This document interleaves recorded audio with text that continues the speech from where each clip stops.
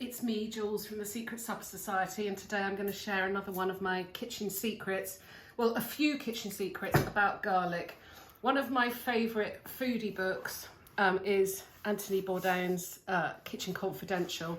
I just want to read you a little excerpt.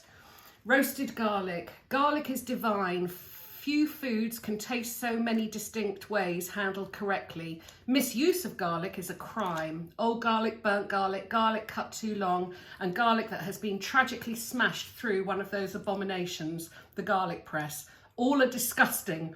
Please treat your garlic with respect. Sliver it for pasta like you saw in Goodfellas. Now, when I read that, it made me think. So in Goodfellas, when they're in prison, they are slicing garlic with a razor blade. I don't have a razor blade. What I use and highly recommend is a truffle slicer. I use this all the time for garlic. So you've got a garlic clove. You just smash it lightly because that will loosen the skin. You take off the woody end. We'll just get rid of that. I'll clear that up later. So you use the garlic slice and you get, look, it's going to, well, it's not, there you go, look, beautiful, not badly crushed, super slivers of garlic that will cook in just a few seconds. I use this all the time.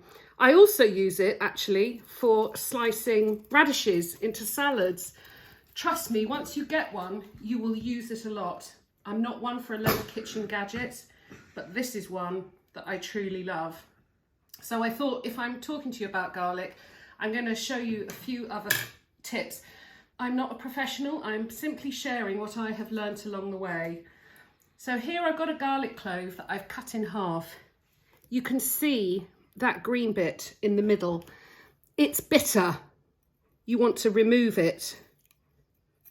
Oh. This is me trying to remove it, but you want to try and get, there you go, you can get the green bit out. So before you cook with garlic, try and get, if you've got, I mean, this is, sometimes you get them and it's full of green. If it's an old garlic, there you go. So I've taken that out. Sometimes garlic will be absolutely fine, but if you've had it sitting in the pantry for a few weeks, you might have some green bits. You want to take that out because it's bitter. Now, lastly, I just want to show you food of the gods.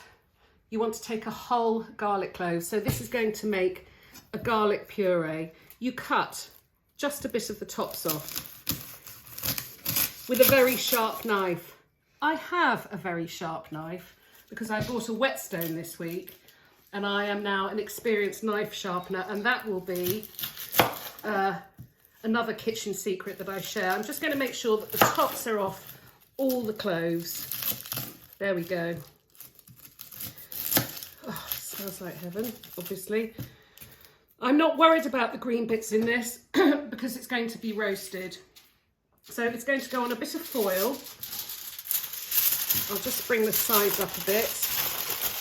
I'm going to season it with some salt, some pepper, a little bit of sugar. Why not? Oh, and it's soft brown sugar. I'm going to put in a splash of water. The reason I'm doing that, I might just put another little splash in. It will help it steam.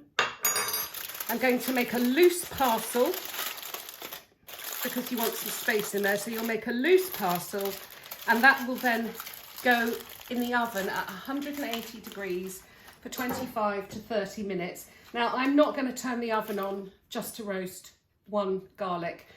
I will wait until I've got something else in the oven and I will slip that on a baking tray in the oven. Once it's cooked, it will keep for up to 2 weeks in a tightly sealed small container in the fridge, or you can freeze it for up to a month, but I don't think you will, because what you'll do is you'll squeeze it out, you can spread it on toast, you can add it to sauces, put it on your vegetables. It is a thing of beauty. Garlic.